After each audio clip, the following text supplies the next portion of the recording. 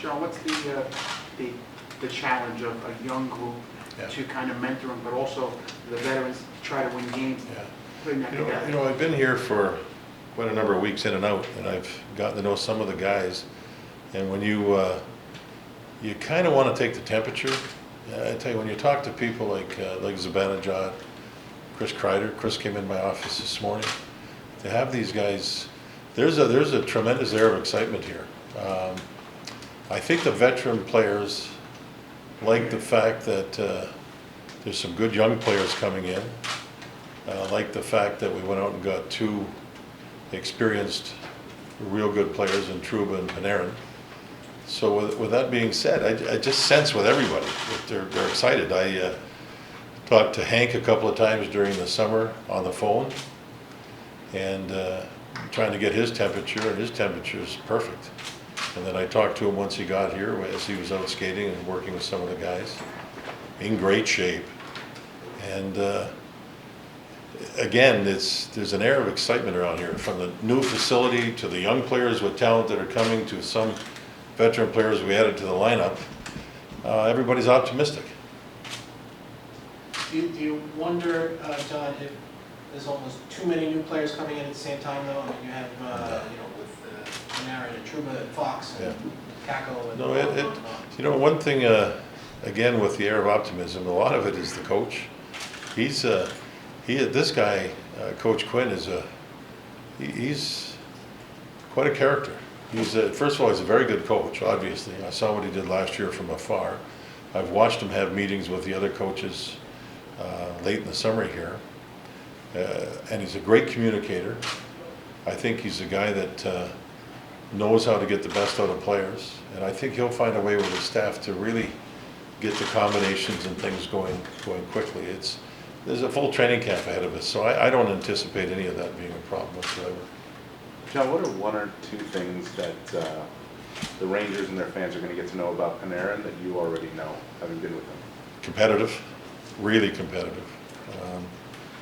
The big spots in games, he likes to find a way. He's what I would term a no-maintenance guy. In other words, he's the guy that's going to show up and work every day. You don't have to worry about him not showing up for work. Much stronger than he's not a real tall player, but he's very strong. Strong on the puck, strong in loose puck battles. And I think that his IQ, and most really good players in this game have high hockey IQs. His IQ is very, very, very high. And I think that'll be something that the players will enjoy, whether watching or playing with him or on the same line or on the power play or whatever it is. And he's competitive, very, very competitive. People can take a run at him, do whatever they want. He doesn't take a back seat to anybody. And you came in 4 months ago, right? Yeah. You guys formulated your game plan for the summer. When you look back on it now in the off season, how close did the moves you made and the game plan you put together kind of keep that? Well, one thing I learned in both St. Louis and Columbus is you've got a game plan. You try to stay to it, but there's always going to be wrinkles where oh boy, this is a good idea, or oh, that's a bad idea. And my feeling is Trouba's, he's a young player with a lot of experience, right-handed defenseman, big, skates well, can play against the other team's best players, can give you power play time, penalty kill. You don't find those people very often. And then with Panarin, he hasn't played a lot of NHL games. He played in Russia. When you look at his body of work for where his age is, he's never had injuries, touch wood. And so I think he's a young 27. He's going to fit, and he'll be very, very good for quite some time. So I think that when you have an opportunity to find a Trouba or a Panarin, you got to step up and do what you do to get them, and then find a way to make it all work and make sure it's still part of the plan long term, and both of them are for sure. Part of the way you were able to make that all work is to get rid of Kevin Shatner. Mm-hmm. Can you just say a couple words about Yeah, how sure. difficult that was and all that? I've known Kevin a long time. We had him in St. Louis when we made the Eric Johnson trade. So I know Shatty. He's a good person. But it's the business of hockey. It's the business of the salary cap. And we decided to make the decision, and that's the way we went. We stand by it. He'll do well, there's no question. I had an opportunity to talk to him, and even though we didn't get an opportunity to work together here in New York, he was very good about everything. And just when you're in certain situations, you have to deal with it, and that's what we felt was the best thing to do. John, when you look at the roster with all the moves you made this offseason, do you feel like there are certain areas of strength right now, and maybe other areas where, especially over the course of the training camp, you're going to have some questions you want to see answered? Oh, absolutely. I mean, our center ice position is something we're going to look at and try to improve and see who's going to step in and give us some games there. That's just, when you build a team and go through a process like this, it takes time to fill the spots that you know are going to need to be improved upon. And having a young team, we'll see how some of the young people develop and progress. Some will do very well, some might not do quite as well. So we have to deal with those situations.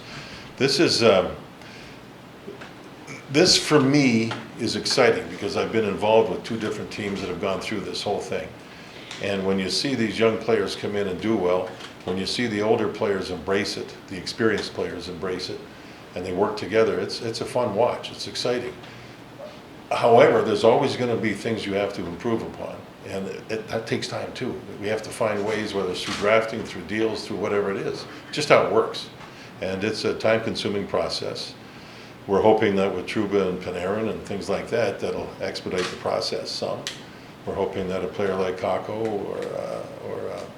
or Kravtsov or Fox, who had an extremely good Traverse City, that these players are going to step in and start their NHL careers.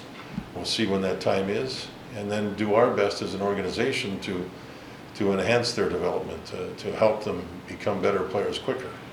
It's not a complicated equation, but it's something that's going to test patience, and we have to deal with it.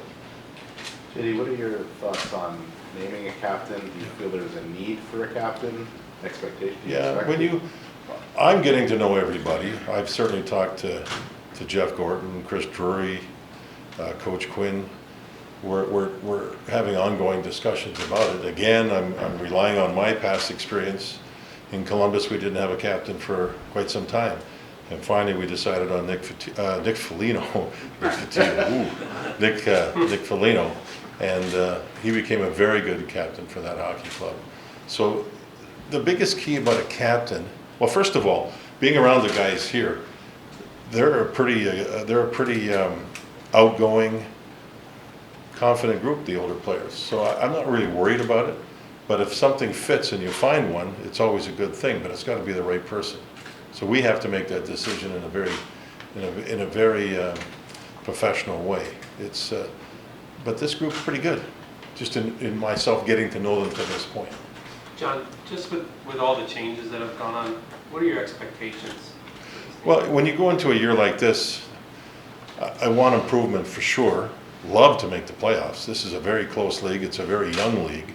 We're not like going into a league of 15 years ago where the average age is way up there with a bunch of 19-year-olds. This league's young. So, I mean, playoffs is a goal for sure, but there's got to be improvement the right way that you can count on long term to get something with gratification out of the season. John, what's Chris Kreider's status in terms of, I know he's going into his last year and so on and so forth. Are you guys talking about or thinking about extending him? Coach Quinn's had a great discussion with him. That was probably, I'd guess it 2 weeks ago. They had lunch. Coach said it was great. I didn't ask Chris about it because that's their business. Again, Chris came into my office this morning. I'm telling you, he's just a positive guy right now, and that's what we want coming into camp. We'll just see where it all goes. I'm not going to get into contractual discussions here. It's just not right. But we'll see how it goes. He's a very good hockey player. I hope he has a tremendous year, and then everything's going to go in the right direction for everybody. John, I'm curious with the Panarin and the Trouba signings especially, obviously that led to the Shattenkirk buyout to free up some salary cap space. I'm curious how comfortable you are with where you guys sit right now, especially with D'Angelo still unsigned. Do you feel that more maneuvers might need to be made, or are you comfortable with where it's at right now? I'm comfortable with where we are. We have a cap to deal with. Nothing's ever perfect. when you're building a hockey club, sometimes you have to make tough decisions to get there. As long as we make the right decisions, it'll be very helpful for us. They're hard. These things aren't easy, but it's a salary cap world. We have to deal with it. It's a little lower this season than we had expected, but with signing the 2 players we feel are good players, you got to deal with it. It's pretty black and white. You touched on Kakko at the Traverse City a little bit. Yeah. He had to sit out the first 2 games, obviously. Then late in that 3rd game, Yeah. made a few waves, just the... It was kind of fun, actually. You know, when you go to Traverse City, I think I've been going there something like 15 years, you can watch players and you see some players that just, Eric Johnson, he jumped out at us. Jamie Benn for Dallas jumped out at us. There's a number of players that you can just see. And then with Kaapo, he had a virus, so he didn't play in the first 2 games, and he really wanted to. And then we played him in game 3, and he was a little rusty, you could see, and then he just took over. I mean, it was really special to watch. Not only the 360 twice goal, it was more what he did when he set. You could see his mind. He's got poise at a high speed. He can play fast with the puck in small areas, yet he's reading where everybody is and making the plays. It's fun to watch. It's great. And then we didn't play him in game 4. We ended up 3-1 in the 3-1 in the tournament. But we just felt that, you know what, we're not playing for first place, even though it was close. So the standings were so close. That we rested 4 guys because this camp here is really important for us, and didn't want anybody to pull a groin or whatever it is. And it's going to be fun watching this kid play. He's a good kid. He's very humble, and he's been impressive to this point. It's still a long road. It's hard. His next adjustment's the National Hockey League, the greatest league in the world, and it's going to be a good test. So do you feel you have to do anything there to manage expectations for a teenager, or do you need to figure it No, out? well, you won't hear us talking about him being the next coming of whomever, but he's going to be a really, really good player. He has a chance to be a great player, but it all takes time. So we'll do our best to help him get accustomed to North America. His English is pretty darn good. His nature is real good. You know, he's a humble kid, and as most Finns are. You get to know. I've gotten to know Finns pretty well in the last few years. This kid, he's got something. It's going to be fun. It's going to be fun to watch him develop. Amongst others, Kravtsov did some good stuff there. Fox was real good. Right-handed defenseman's got some puck skills. So yeah, we're not going to zero in on one player. You know, Panarin's on this team now. Trouba's on this team. Kreider's going to play well. This should be fun watching these guys. You touched on it earlier, just that center position. Is that maybe the most intriguing position? Yeah, that probably you for our can- club. Yeah, I think so. Again, went through that in St. Louis. We ended up, in Columbus, ended up drafting Pierre-Luc Dubois, and it takes time. And there was wingers like Foligno, who had played some center, that goes to center. Strome can do that here. Howden's coming a long way. He looks like he's had a great summer. I hear great things about him.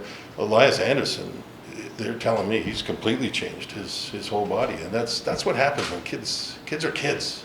And sometimes it takes him a little bit, but he's giving himself a chance. You can see by being in the condition he's in. So we'll see where it all goes. John, how do you see the goalie situation with, Henrik, and then you got the young kids, and you got Borgie? I had a couple of real good conversations with Hank during the summertime, and then met with him here. He practiced. He's in tremendous shape, I can tell you that. I mean, just giving him a handshake, you can just feel it. He's in a great mood.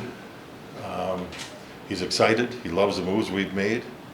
So I expect him to be Hank. And when Hank's Hank, he's pretty good.